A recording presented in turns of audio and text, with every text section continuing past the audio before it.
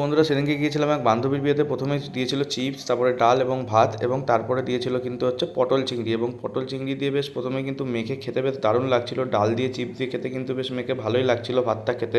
তারপরে আমি কিন্তু ভাত নিয়ে নিই এবং দেখতেই পাচ্ছ বন্ধুরা আবার কিন্তু পটল চিংড়ি আসে এবং পটল চিংড়ি কিন্তু আমি আবার নিই। এরপরে কিন্তু বেশ পটল চিংড়ি দিয়ে মেখে কিন্তু খেতে বেশ ভাতটা ভালোই লাগছিল। বেশ ঘরোয়া রান্নার মতো হয়েছিল রান্নাগুলো। এবং এরপরে কিন্তু চলে আসে বন্ধুরা হচ্ছে স্যালাড। এবং দেখতেই পাচ্ছ আমি কিন্তু একটু পেঁয়াজ প্রেমী, তাই একটু পেঁয়াজ নিয়ে নিয়েছিলাম বেশি করে। এরপরে আসে ফ্রাইড রাইস, এবং ফ্রাইড রাইসটা দেখতেই পাচ্ছ বন্ধুরা কী সুন্দর, বেশ এর মধ্যে অনেক রকমের ইনগ্রিডিয়েন্টস ছিল। এবং এরপরে চলে আসে মুরগির মাংস, এবং দেখতেই পাচ্ছ মুরগির মাংসটা কী সুন্দর বেশ ঘরোয়া স্টাইলে করেছিল কিন্তু বন্ধুরা। এবং দেখতেই পাচ্ছ বন্ধুরা এরপরে কিন্তু আমি মাখা চালু করি ফ্রাইড রাইস দিয়ে মুরগির মাংসটা, এবং আস্তে আস্তে খেতে থাকি। খেতে কিন্তু বেশ ভালোই স্বাদ হয়েছিল বন্ধুরা, দারুণ লাগছিল বেশ মুরগির মাংস দিয়ে ফ্রাইড রাইসটা খেতে।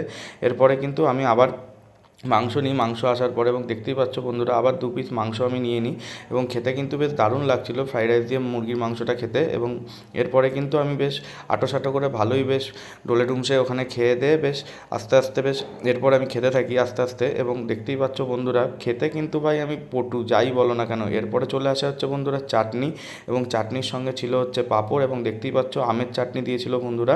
এবং পাঁপড়ের সঙ্গে আমের চাটনিটা খেতে কিন্তু জাস্ট অসাধারণ লাগছিলো। শেষ পাতে ছিল মিষ্টি, এবং কিন্তু ছিল আইসক্রিম। দারুণ হয়েছিল বন্ধুরা, দারুণ।